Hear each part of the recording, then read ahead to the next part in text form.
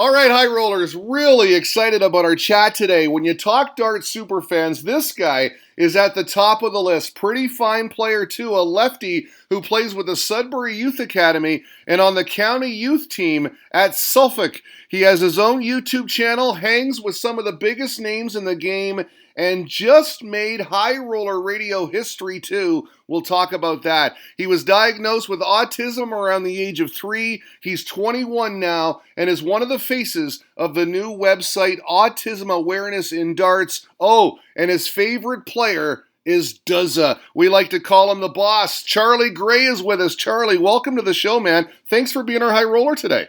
No problem, Derek. First of all, thanks for being such a fan of the game. You have retweeted and liked our stuff so much. I do appreciate that, Charlie. You just love this game. You have your whole life. Why is darts so great, do you think? Well, I first started to get to play darts.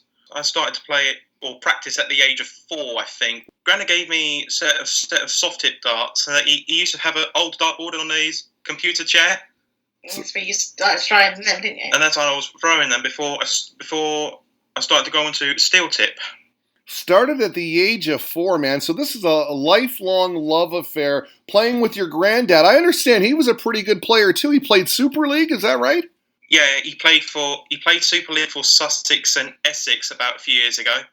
Well, that's amazing. So along the way, you probably picked up some good tips from him. Definitely. Now, do you beat him? Can you beat him now? Sometimes. Well, that's good. That's the way the game goes, right? Back and forth. Now, I see you guys got a picture together with Darren Webster. Now, you know he's one of my favorites. I love the Demolition Man. He plays with a lot of heart, fire and fury. He's always intense. He likes to give it some. What was he like to me? Was he a good guy? Yeah, he was a good guy to speak to. He's a good friend of my mate, Jack Langston, who's a good friend of mine. Darren Webster, he's just a wee guy, right? A little short guy, but he's such a great player when he gets up there. When he's in the zone, there's nothing better because he's yelling and screaming, lots of intensity, kind of like Gezi. Yeah, he's a bit like Gerwyn Price, but Gerwyn Price, speaking of Gezi, he's the same as MVG, really, although last year he got fined because he went over the top. Yeah, what do you think about Gezi? Because there's a lot of controversy surrounding this guy. I mean, he's one of my favorites because this guy wears his heart on his sleeve, plays with so much intensity, and when he hits those 180s, he really lets out those roars, but it's not for everybody. Not everyone is a fan. Yeah, it's not really a massive fan that some people think, but even when he got to the final against Gary Anderson, and I'm not a believer in Gary Anderson saying, I just want to play darts, so let's get on with it, but you've got to be careful. I thought that was so much drama. I was really on the edge of my seat there when those two came so close to colliding in that Grand Slam match. That was crazy. Yeah, definitely. Now, what about MVG, the world number 1? This guy's at the top of his game. I mean, this guy is so good. What do you think about Michael van Gerwen and the way he throws darts? Well, he seems to be going really well, but he seems to be going up and down sometimes. Obviously, Michael signed to Winmore about 4 months ago, when he was with XQ Max, or Master Darts before XQ Max launched. Michael stuck with his darts for about 10 years ago. Since he won the Winmore World Masters back in the BDO days in 2006 at the age of 17, and I thought, this guy can play, and he's really fast as well. Yeah, he's got a good rhythm when he's at that Aki, and when he's hitting those treble 20s, I mean, he's hard to beat. But speaking of getting beat, that he did in the world final. Peter Snakebite Wright is your current reigning world champion. What did you think of that match, and what do you think of Peter Wright's play?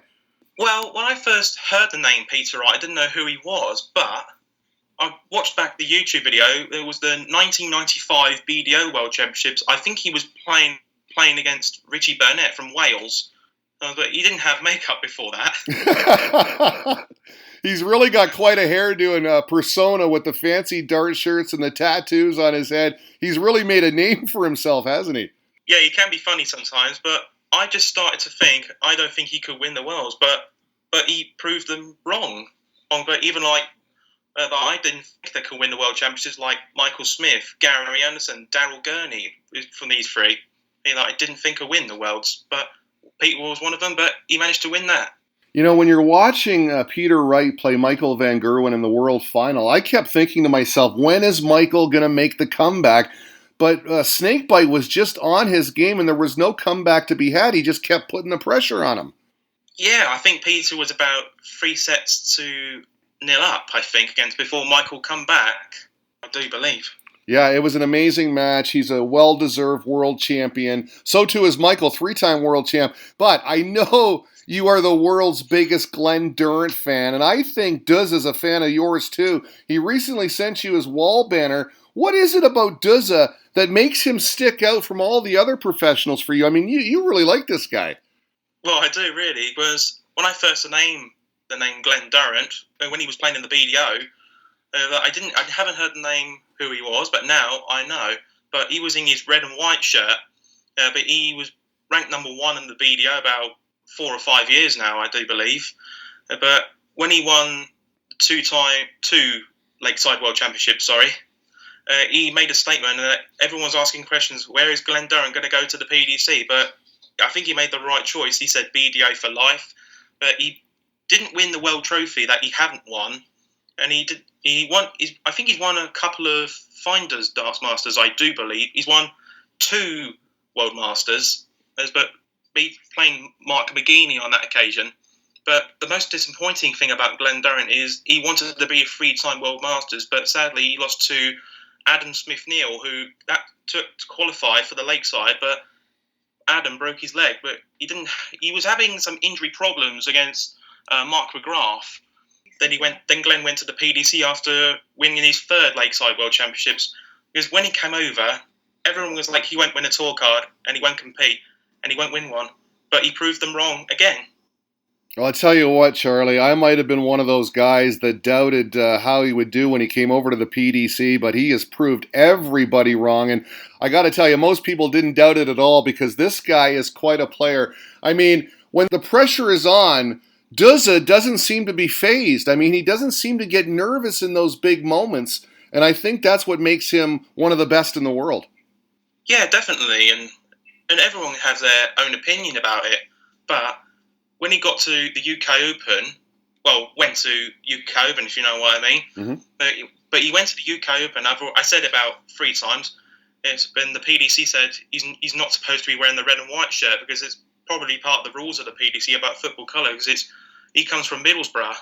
So when you're watching a big Duzza match, I mean, are you on the edge of your seat? I get right into the darts when I'm watching. I love the game because I do think there are big pressure moments and the individual characters come out. You get to see the intensity in action. When you're watching darts, are you like that, cheering at the screen? Are you on the edge of your seat?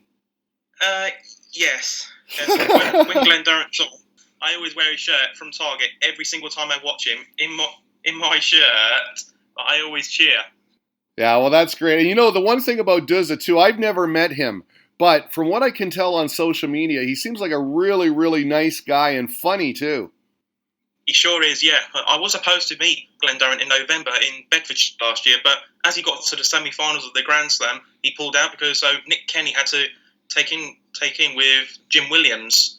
And so I was lucky enough to play Jim Williams, had a practice with him for a moment, and I got to meet the MC, Charlie Corstefine, who used to be a BDO referee and a referee for the England Darts.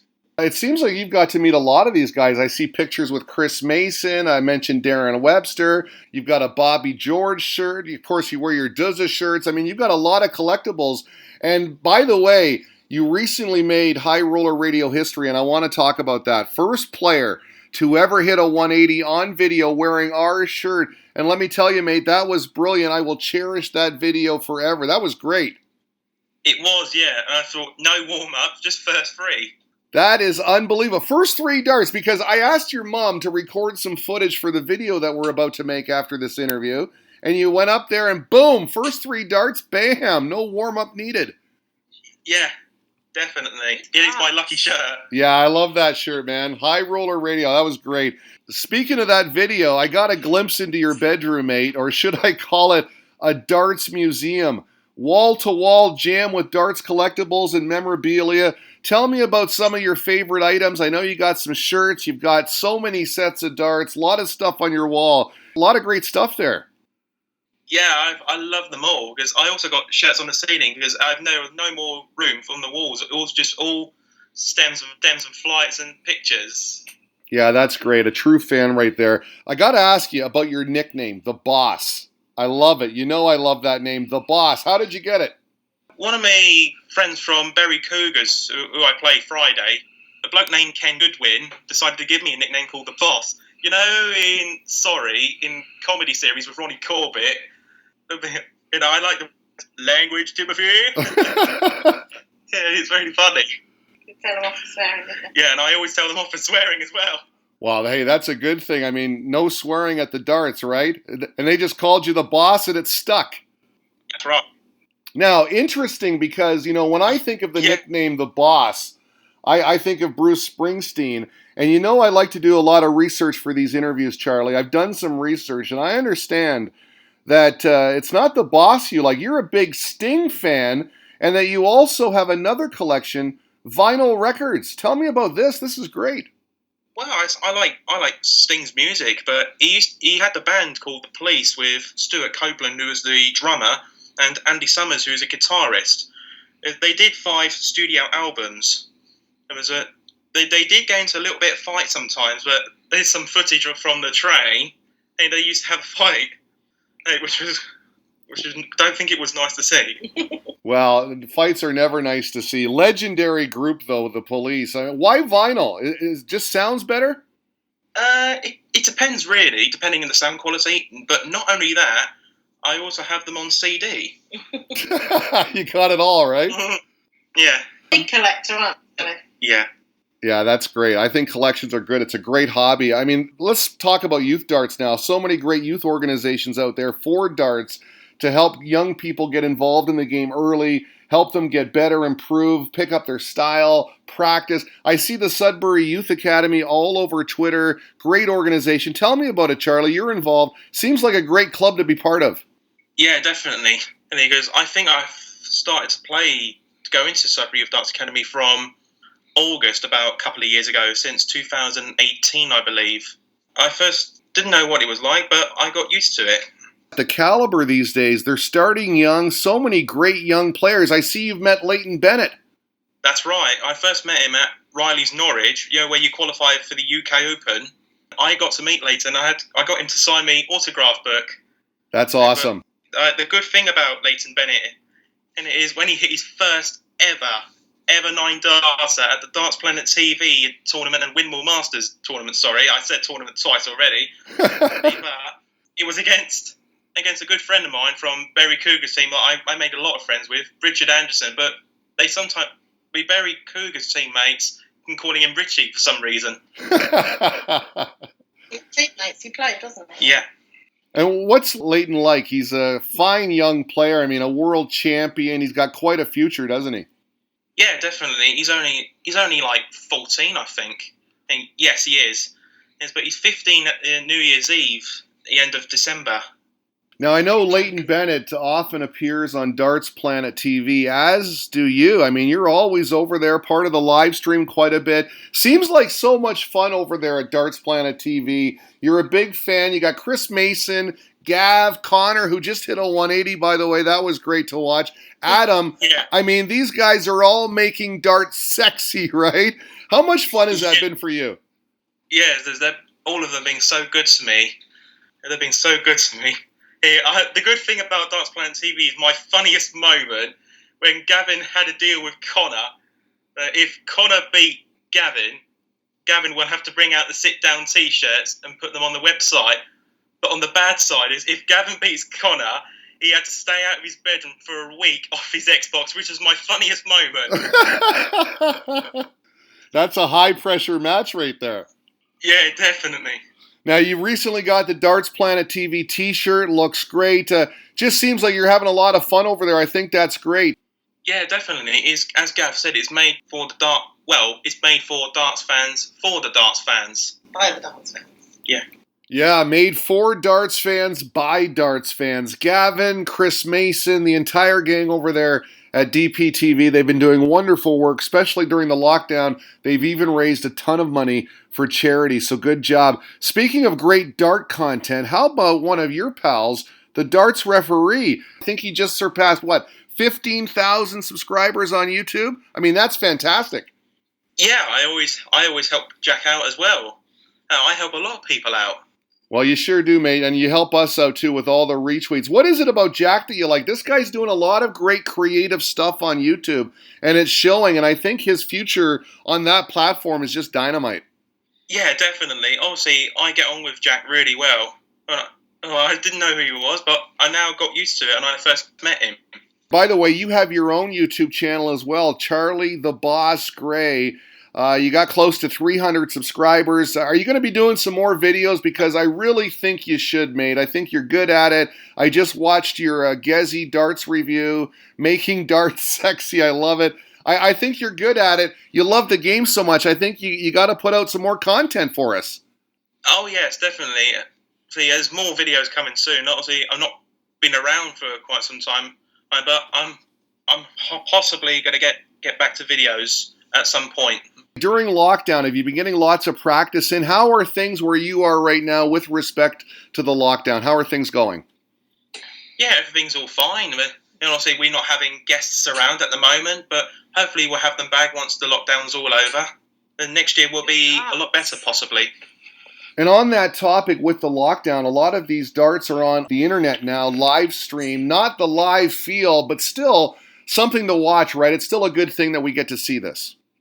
Yes, that's going to help. That's going to help a lot of people. See, if the darts comes back on, if the World Match Play does, but I don't know when. Don't know if they will go ahead, but we'll just have to see what happens.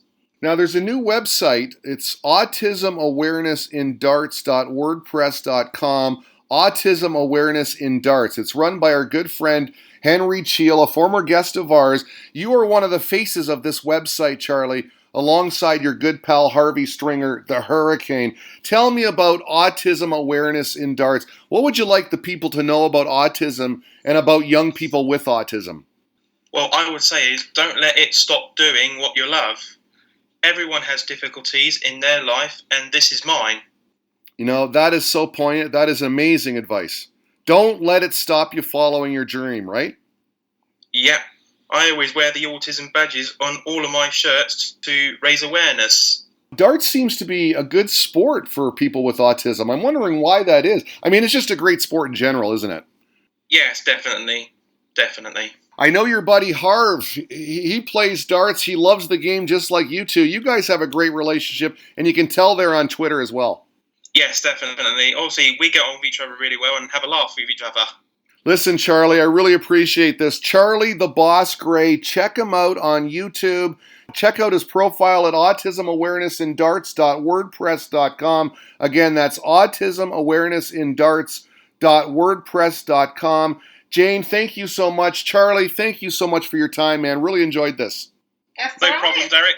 I tried to keep out of it and let Charlie just answer. It was great. Thank you so much, and we'll see you on Twitter, my man. Thank you. Thank you. See you later. Stay safe.